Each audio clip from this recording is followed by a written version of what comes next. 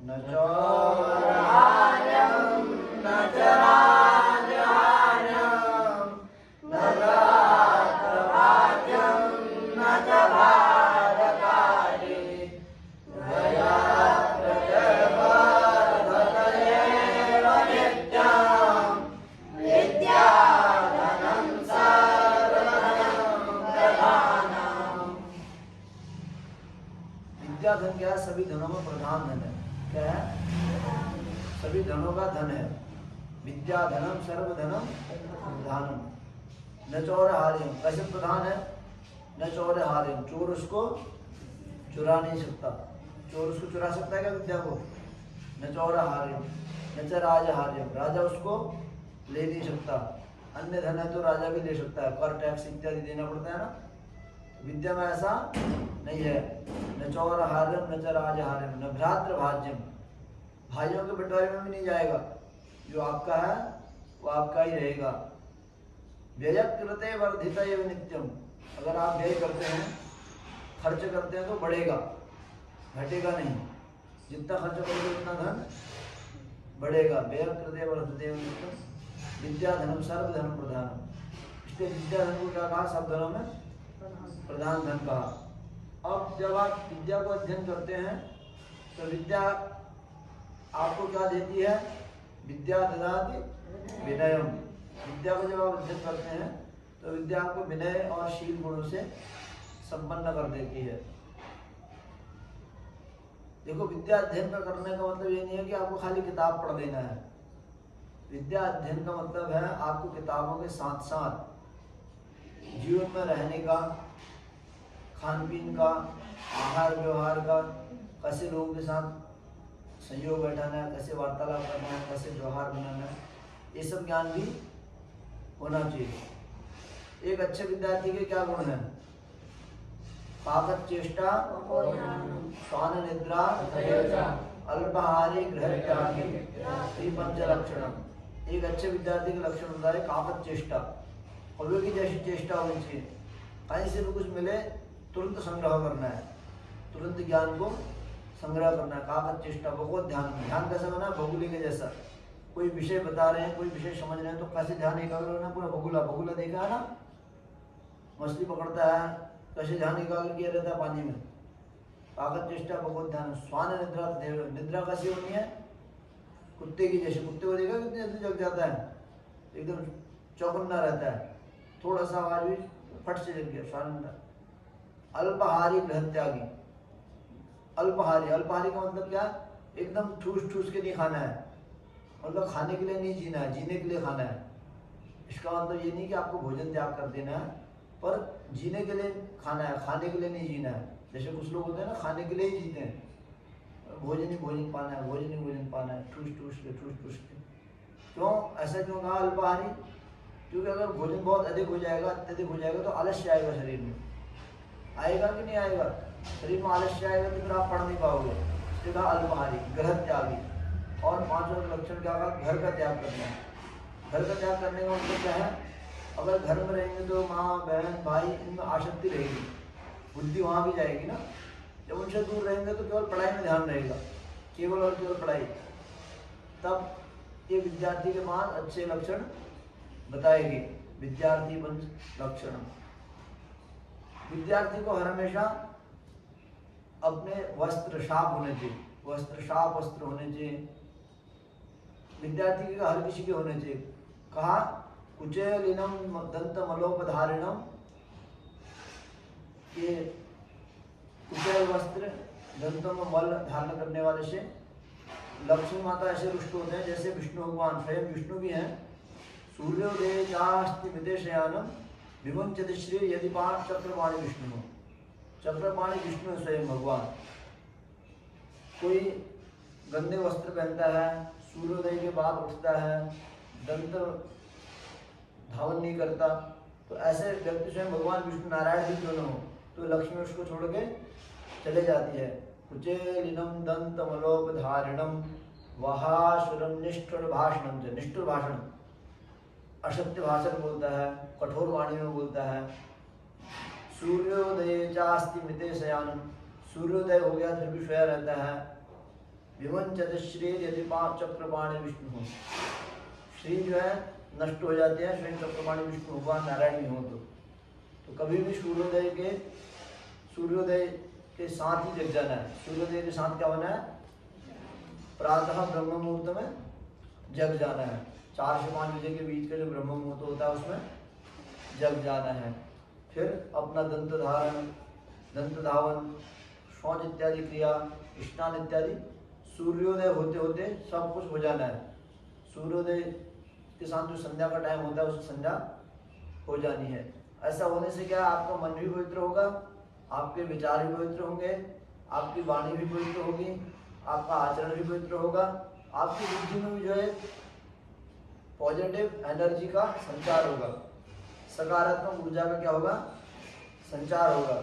हम जो भी कार्य कर रहे हैं ना वो एक ऊर्जा से कर रहे हैं। आपके अंदर है कि ऊर्जा है कि नहीं है? ऊर्जा होगी तो ही कार्य होगा, यानी आपके अंदर उस कार्य को करने की शक्ति होगी, सामर्थ्यता होगी तो ही कार्य होगा।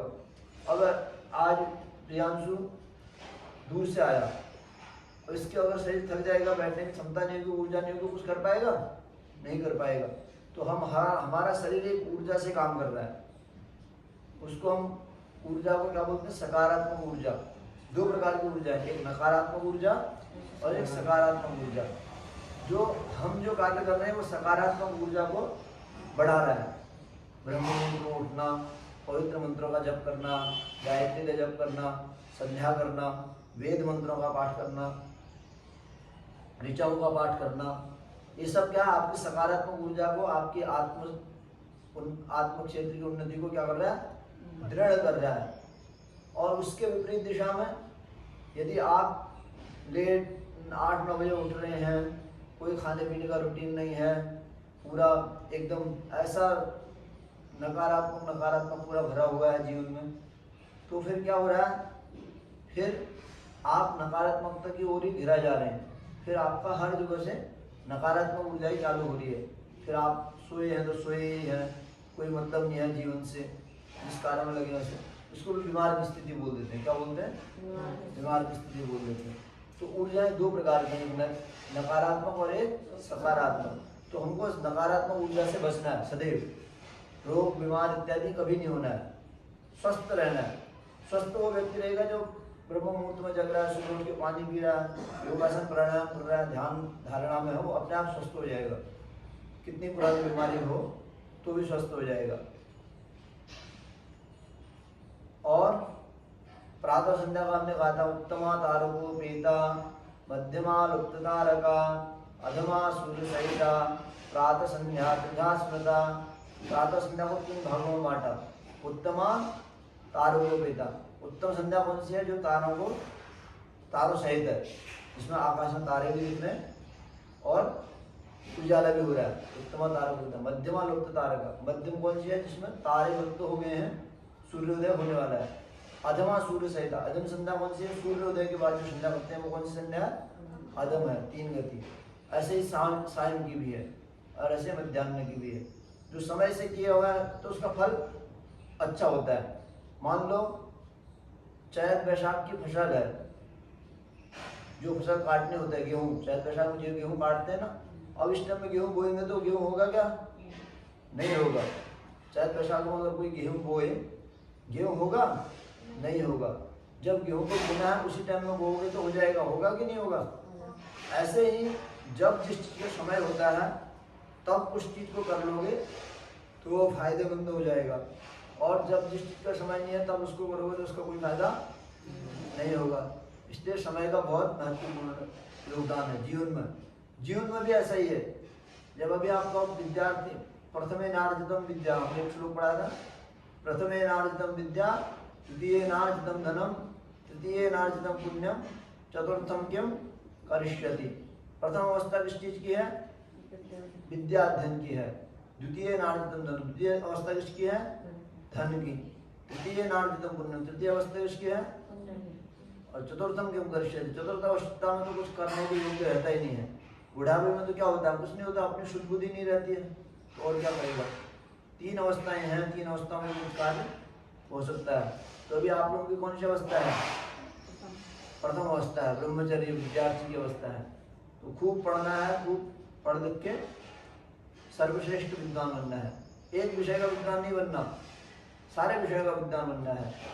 वेद भी आनी है, वेदांग भी आने हैं, व्याकरण भी आनी है, भागवत, ज्योतिष और चारों वेदों के कुछ कुछ मंत्र आने हैं। ऋग्वेद तो आपकी संहिता पूरी लगनी है, ऋग्वेद का तो पद क्रम घन सहित पूरा संहिता पाठ होना है। बाकी जो ग्रंथ हैं उनका भी अध्ययन होना है। हमने कहा था ना पूर्व एक वीडियो में, ब्राह्मणो निष्कारणो षडंगो वेदो ध्येयज्ञेयश्च। ब्राह्मण को 6 वेदांगों का निष्कारण निष्प्रयोजन बिना स्वार्थ बुद्धि के अध्ययन करना चाहिए। कोई ऐसा नहीं सोचना चाहिए कि हमको इससे क्या लाभ होगा, हम इससे क्या कमाएंगे, क्या इससे हमको कुछ पाना है, ऐसा नहीं। बिना कुछ स्वार्थ बुद्धि के निष्कारणों कहा, क्या कहा? निष्कारणो ब्राह्मणो षडंगो वेदो ध्येयज्ञेयश्च। 6 वेदांग कौन कौन से हैं? शिक्षा,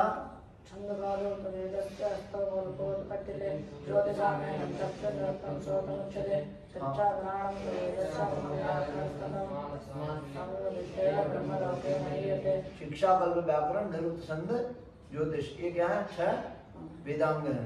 और ऐसे 6 उपांग हैं, न्याय, वैशेषिक, सांख्य, योग, कर्म, मीमांसा, वेदांत, ये क्या 6 उपांग हैं। और फिर 18 पुराण हैं, 18 उप पुराण हैं, और भी फिर 4 जैसे वेद है ना, इनके 4 उपवेद भी हैं। ऋग्वेद का उपवेद आयुर्वेद है, सामवेद का उपवेद गंधर्ववेद है, शुक्लयजुर्वेद का उपवेद धनुर्वेद है, और अथर्ववेद का उपवेद स्थापत्य वेद है, वो भी ग्रंथ हैं।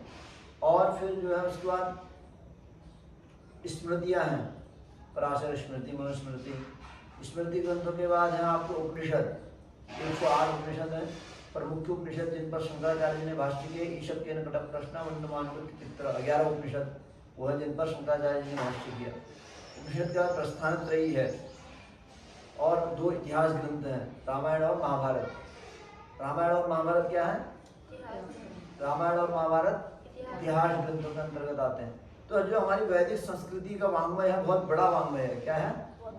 बहुत बड़ा वाङ्मय। अगर आप पूरे जीवन भर भी उसको पढ़ेंगे तो भी वो जीवन कम हो जाएगा, 100 साल की उम्र भी। इसलिए हम शास्त्रकारों ने कहा, काव्य शास्त्र विनोदेन कालो गच्छति धीमता, हाँ, व्यसनेन च मूर्खाणाम निद्रया कलहेन वा। काव्य शास्त्र विनोदेन, देखो समय तो सबका व्यतीत होगा, संसार में जो भी हैं समय सबका व्यतीत हो गया। काव्य शास्त्र विनोदेन कालो गच्छति धीमताम, जो विद्वान है, श्रेष्ठ व्यक्ति है, उनका क्या है? पढ़ने लिखने, संसार में सबसे मधुर व्यवहार करने इत्यादि में समय जाएगा। काव्य शास्त्र विनोदेन कालो गच्छति धीमताम व्यसनेन च मूर्खाणाम, जो मूर्ख होंगे वो व्यसन करेंगे, निद्रा करेंगे, सोएंगे, निद्रया कलह, लड़ाई करेंगे, निद्रया कलहेन वा, व्यसनेन च मूर्खाणाम निद्रया कलहेन वा। तो इस प्रकार से समय व्यतीत होगा। तो हम लोगों को कौन सा मार्ग लेना है?